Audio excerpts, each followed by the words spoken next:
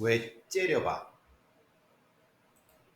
직장 동료한테 낯을 휘두른 50대한테 징역 1년 실형을 선고했는데요. 어떻게 생각하십니까? 청주시청에서 기간제 공공 근로자로 일하던 사람이 56세입니다. 지난 4월에 10살 위인 이 사람은 56세고 66세인 동료한테 째려봤다는 이유로 낫을 승용차에서 가져와서 휘둘러서 다치게 했어요. 특수상해죠.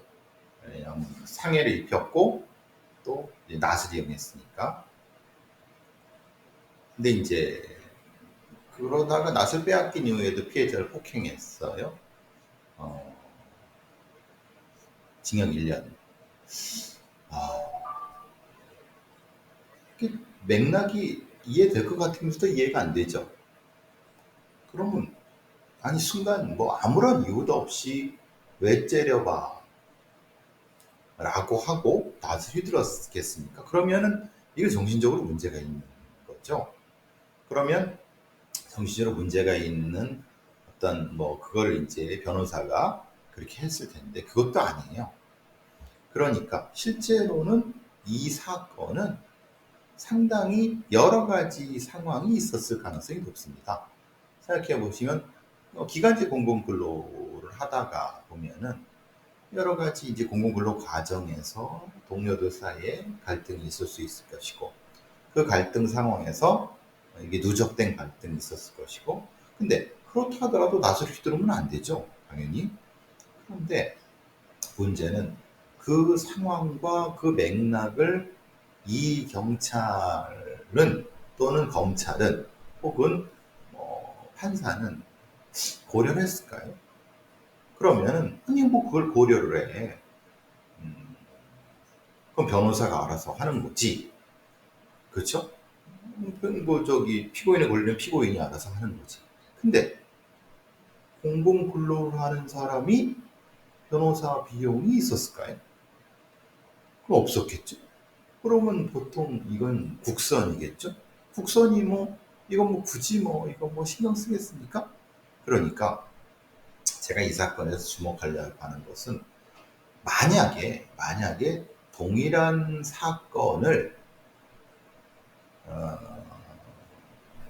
사전 변호사가 있고 그런 경우라고 하는 것과 비교해 봤을 때 이거를 이렇게 판결을 내린 청주지법의 형사단독 6단독 조연선이라고 하는 부장판사는 어떻게 선고를 내렸을까요? 여기에 이유가 잠깐 나옵니다. 그러니까 죄질이 불량하다. 왜냐하면 낫을 뺏긴 후에도 피해자를 폭행했다.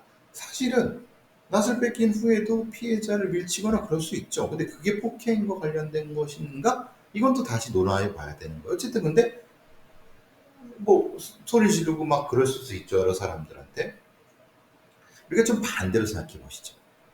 사실은 이건 추정입니다. 예를 드는 겁니다. 이게 그렇다는 얘기가 아니라 이 56세의 피고가 사실은 이 피해자나 다른 사람들한테 집단 왕따를 당했거나 아니면 뭐 그런 일이 있었는데 그랬는데 이런 과정에서 이런 일이 벌어져 갖고 화가 나서 하다가 욱 하는 바람에 차에서 낯을 가려서 휘둘렀다. 그런데 하필 그러다가 다쳤다. 그런 과정이라고 하면 이렇게도 똑같이 될 수 있죠. 그 다음에 돈이 없으니까 당연히 합의를 못했겠죠. 형사 합의를 안 했으니까 피해자한테 용서를 받지 못한 거죠. 그러니까 물론 사과는 할 수 있죠. 그런데 아니 야 형사 합의금 줘야지. 공탁도 못했을 것이고 그러니까 제가 청주지법의 이 조연선 부장판사한테 한번 묻고 싶습니다. 혹시라도 이런저런 어떤 사정에 대해서 맥락을 한번 살펴봤는가? 딱 봐도 아 변호사가 없고 국선이고 실제로는 돈이 없어서 합의를 못했고 뭐 이런 상태가 될 수 있겠고 좀 그런 거 아닐까 그리고 이 과정 속에서 이것을 이 가해자와 피해자 사이에 관련된 갈등 아니면 그 집단세 갈등을 받는가. 근데 이 판사는 얘기할 수 있죠. 아니 그걸 내가 왜 봐? 그거는 변호사가 알아서 수정하는 거지. 검사도 뭐 그냥 대충 기계적으로 이렇게 한 것 같은데 내가 굳이? 그러니까 모르겠습니다. 진짜 이 나즈리 들은 사람이 진짜 완전히 도라이였고 완전히 뭐 그냥 막대 먹은 인간이어서 이제 이 새끼야 뭘 째려 야려 막 그랬을 수도 있는데 이런 경우는 사실은 굉장히 다양한 어떤 일이 있을 수 있다. 그거를 판단하라고 판사라는 그 법복을 입혀준 거 아닙니까? 근데 그거를 이렇게 했다. 오히려 당신이 조현선 부장판사가 나중에 이 사건 한 번은 글쎄 바빠서 못한다고 하지만 글쎄 차라리 이거는 국민참여재판이라든가 아니면은 이 맥락에 대한 범죄 재구성을 범죄 전문가한테 한번 맡겨보시는 게 어떻습니까? 제가 한번 그냥 어드바이스 하는 게 조현석 부장판사님 이런 경우가 그렇죠. 뭐 딱 봐도 경찰 애들 별 신경 안 쓰고 에? 변호사 뭐 돈이 없으니까 검사 애들 뭐 그냥 대충 계절 그랬을 경우는 본인이 이 딸려갖고 능력이 딸려갖고 못하면은 그냥 범죄 관련된 전문가들 재구성 전문가인데 한번 할 수 있잖아요 판사니까 와서 이거 좀 한번 뭐 객관적으로 이쪽이 있으니 한번 재구성 한번 해주시죠 라고 해서 그게 이제 크라임 어널리시스입니다. 크라임 리컨스트럭터 크라임 어널리시스입니다. 왜 한국의 형사 재판에 크라임 어널리스트가 필요한지가 바로 이런 사건 때문에 그렇습니다. 이거 크라임 리컨스트럭터 범죄 재구성 전문가 그걸 이렇게 하면은 그걸 뭐 동영상이다 아니면 뭐든 이렇게 하면은 당신의 눈 조현선 부장판사의 판단은 저는 전혀 다를 거라고 생각합니다. 그냥 그냥 판사들 욕하는 어떤 이상한 놈이 바보 같은 소리 한다고 생각하지 마시고 도래 같은 생각하지 마시고 한 번쯤은 좀 고민 좀 해주셨으면 좋겠다는 생각이 듭니다. 자, 조금 이상한 사건이 또 하나 있어요. 뭐냐면 50대 지명수배자 인질극 벌이며 도주 검찰 코앞에서 노청 이 도주한 놈은 사기범이에요. 이렇게 전자발찌 끊고 도망다니는 놈이고 사기범이고 그래요. A수배 이게 왜 그러니까 이게 이제 이렇게 읽으면은 뭐 인질극까지 벌여 뭐 한번 제가 설명을 해드릴게요. 창원지검 소속 검찰 수사관들이 9일 날 오후 8시 37분 경남 창원시 성산구 상남 한 모텔에 모텔에 들이닥쳤어요. 왜냐면 이 50대 지명수배를 체포하려고. 얘는 왜 그랬냐? 사실은 사기범이니까 구속재판 중에 실제로는 소위 법원한테 병보석 구속집행정지 허가를 받았어요. 왜? 아파 3개월 동안 풀려났다가 교도소 복귀하지 않았어요. 그래서 지명수배가 내려진 거예요. 여러분 사기범들이 이런 경우가 많죠. 왜냐? 돈이 많고 비싼 변호사를 쓸 수 있기 때문에 사기범들은 왜? 그 사기를 친 범죄 수익으로 비싼 변호사를 쓰니까 구속집행정지가 잘 나는 거예요. 생각해보세요.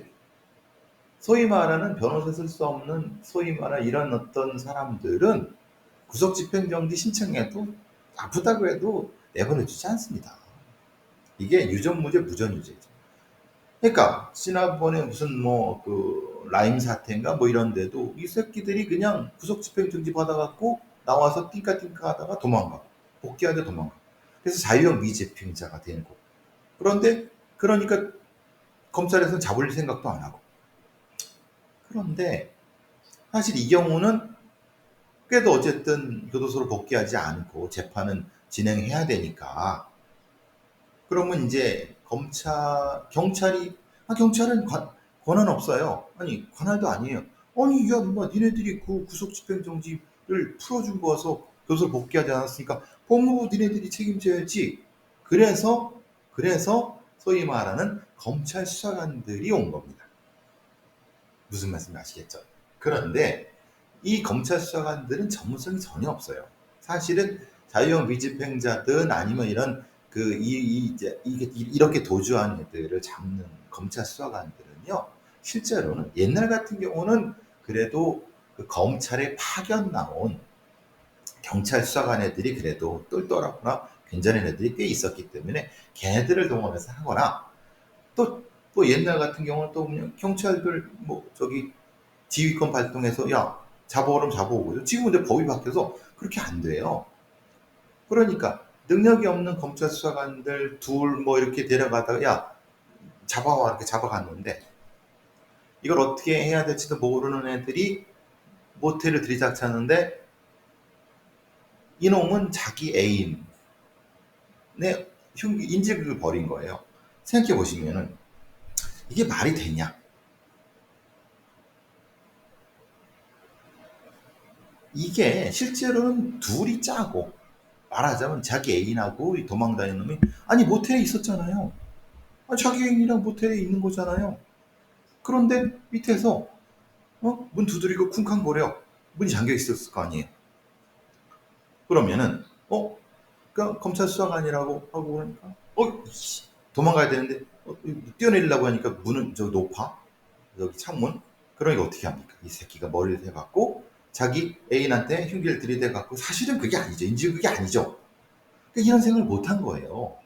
이 검찰 수사관 등신들이.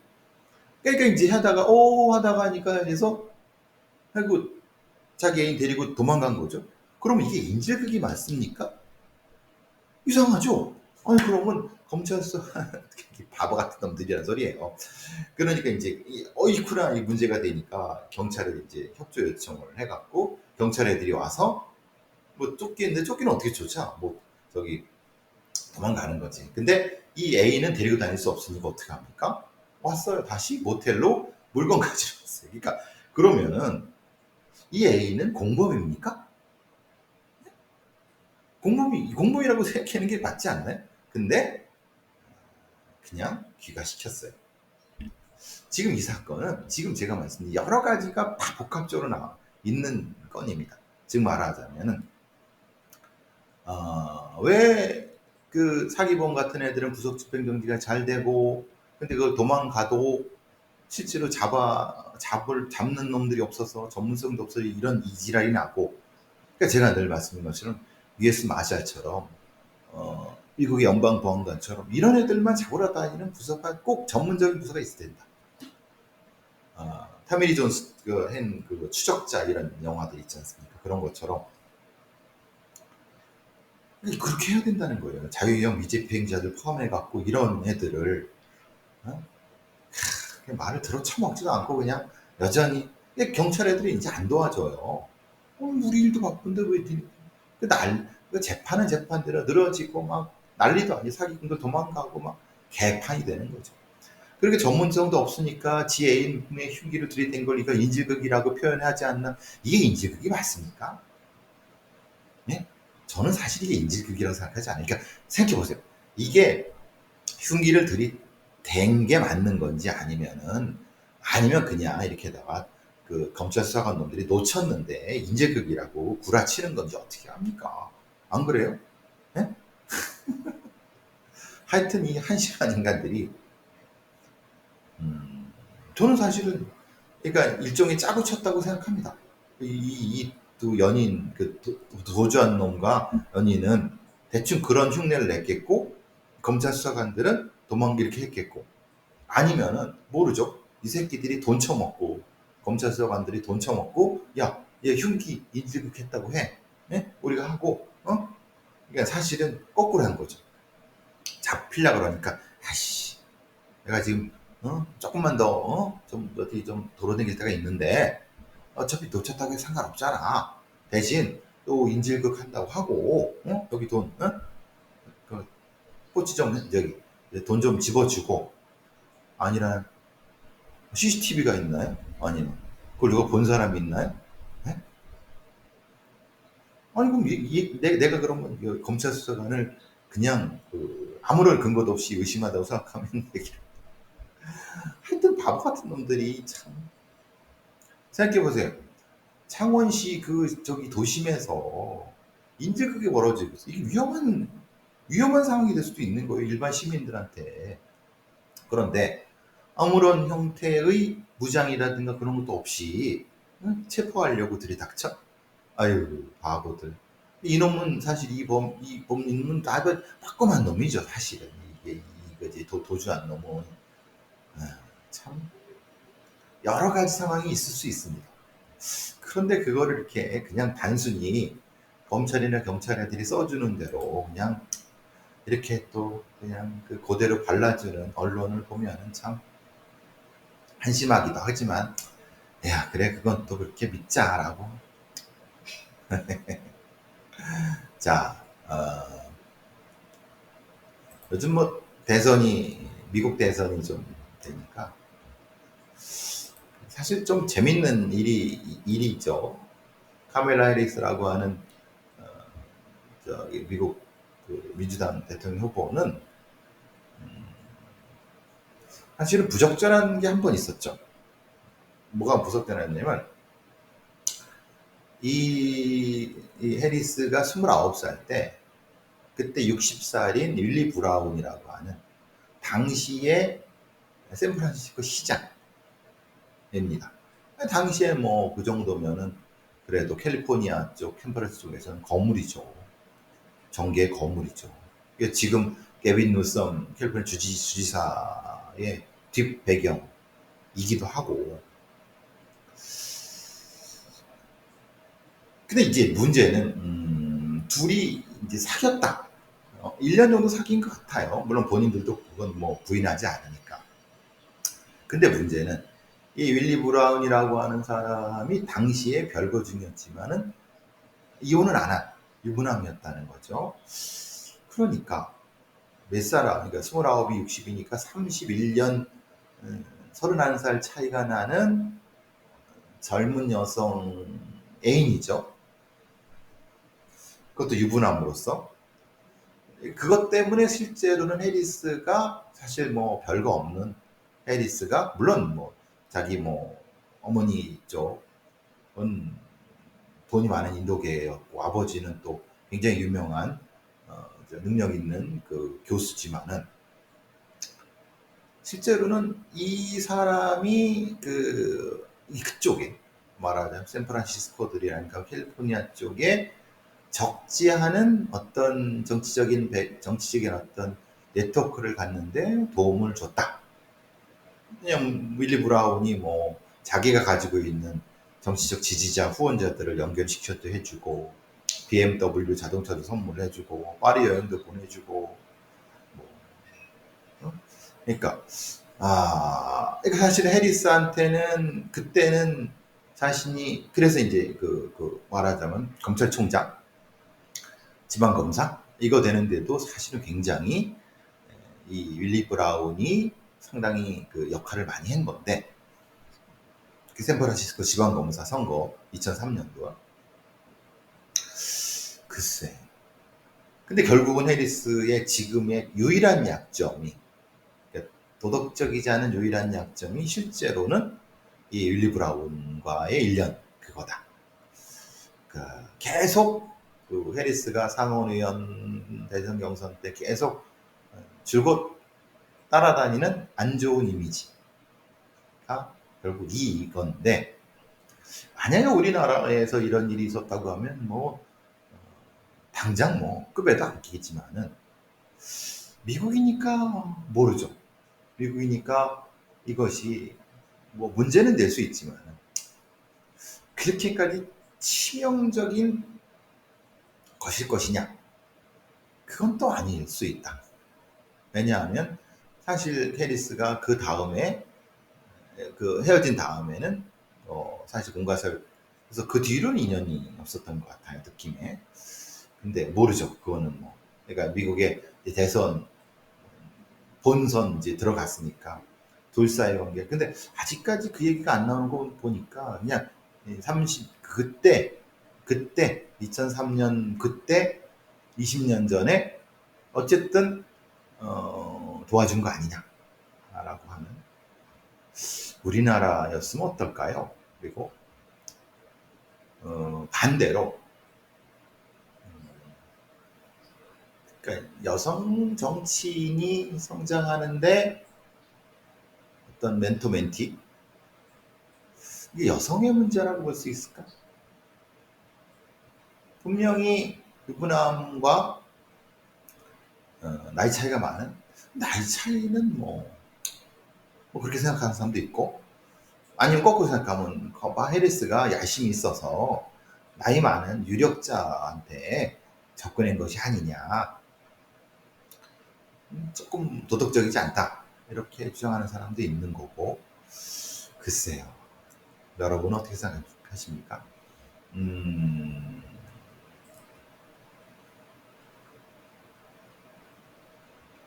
그 정치인의 도덕적 흥결은 상당히 중요하죠. 그런데 생각해 보면 빌 클린턴 같은 경우는 뭐 그런 리스크야 그런 것도 있어도 재선이 됐고 아, 사실 뭐 지금의 여러 그 생각하면 뭐 트럼프 아니야 트럼프는 뭐 워낙 그런 인간이니까 사실은 노네인가요? 모르겠습니다. 이게 요즘 이제 워낙 그 정치인의 도덕성이라든가 이런 것들 이런 얘기도 하죠. 능력이 있으면은 어느 정도까지는 그게 좀 봐줘야 되는 거 아니냐? 아니 반대로 아니 능력도 있고 도덕적 분별도 없는 사람 쓰는 게 좋지. 그런데 어, 정치판이라는 게 꼭 그런 사람들만 있다고 하면은 실제로 안철수 같이 되는 거죠. 능력도 있고 도덕적으로도 문제가 없는데 좀 이상한. 그죠? 오히려 거꾸로 성적인 매력도 있고 능력도 있는 약간 논란이 되지만 그래도 뭐 그러니까 하여튼 요번에 해리스의 이 윌리 브라운과의 이 것이 미국의 대선 판에서 어떻게 작동하는지 한번 지켜보면서 근데 제 지금 느낌은 그렇게까지 치명적일 것 같지는 않아요. 왜냐하면 이건 이미 다 알려진 사실이고 물론 이제 그거는 이제 상원 의원 선거 때의 얘기지 대선은 좀 다르지 않느냐라고 하지만은 실제로 생각해 보면은 그거에 비해서 트럼프는 뭐 완전히 개자식이죠. 그러니까 유죄까지 받았으니까 뭐 어쨌든 그거를 어떻게 이제 바라볼 것인가에 대해서 미국의 여성 대통령이 그걸 극복하고 여성 대통령이 탄생할 것인가 이런 것도 사실은 좀 우리가 흥미있게 살펴볼 수 있는 것이 아닐까 싶습니다. 그래서 뭐 나중에 이 TV 토론을 다음 달에 한다고 하니까 그 얘기도 하고 분명히 나올 겁니다. 나오기도 하고 한번 또 지켜보시죠.